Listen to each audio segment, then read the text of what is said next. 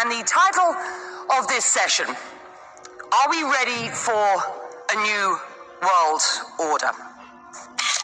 Looks like the grim cloud of fascism is spreading over the whole world, inexorable. Well, that was February 1939. Haven't changed my opinion since. It's just gotten worse. This year is on pace to set a record for ice melt here in the Arctic. This warming is enough to bring about the raft of effects we call climate change.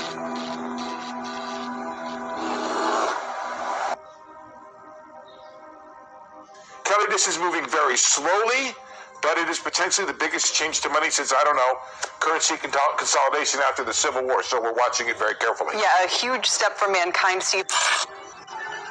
Why would anyone pay $69 million for a JPEG and a hyperlink?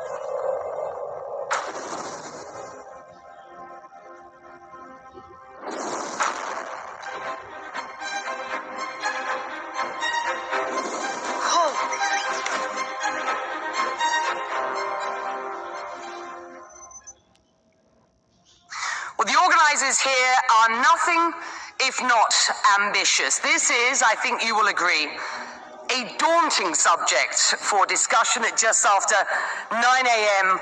on a Wednesday morning here in the relative calm of Expo 2020.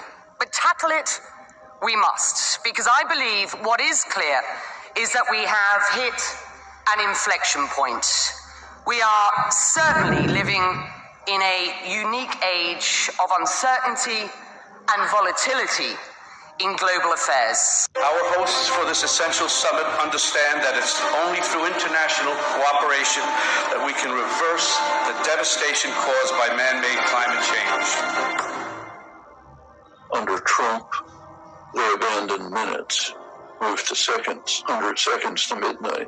That's where it is now, because the threats are accumulating. We're approaching the most dangerous point in human history. Nothing like it before. We are now facing the prospect of destruction of organized human life on Earth from environmental destruction, and not in the remote future. We are approaching irreversible turning points which cannot be dealt with any longer. I don't think we're going to see a period of depression unless the virus takes a real turn for the worse.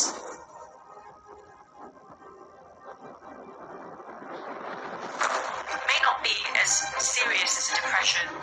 There are various shocks hitting the economy at the same time right now. Your Excellency, are you ready for a new world order?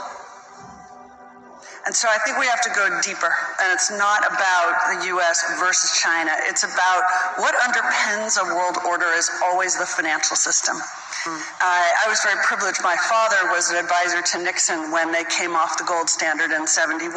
And so I was brought up with a kind of inside view of how very important the financial structure is to absolutely everything else. And what we're seeing in the world today, I think, is we are on the brink of a dramatic change where we are about to, and I'll say this boldly, we're about to abandon the traditional system of money and accounting and introduce a new one. And the new one, the new accounting, is what we call blockchain. It means digital. It means having a almost perfect record of every single transaction that happens in the economy, which will give us far greater clarity over what's going on. Put simply, blockchain is a permanent record of transactions linked in order, or a chain to act as a timeline or ledger. And in Bitcoin's case, it's purposely decentralized. Central bank digital currencies can be blockchain-based or not, depending on the design. It also raises huge dangers in terms of the balance of power between states and citizens. In my opinion, we're going to need a digital constitution of human rights if we're going to have digital money. But also, this new money will be sovereign in nature. Most people think that digital money is crypto and private, but what I see are superpowers introducing digital currency. The Chinese were the first. The U.S. is on the brink, I think, of moving in the same direction. The Europeans have committed to that as well. And the question is, will that new system of digital money and digital accounting accommodate the competing needs of the citizens of all these locations so that every human being has a chance to have a better life? Because that's the only measure of whether a world order really serves.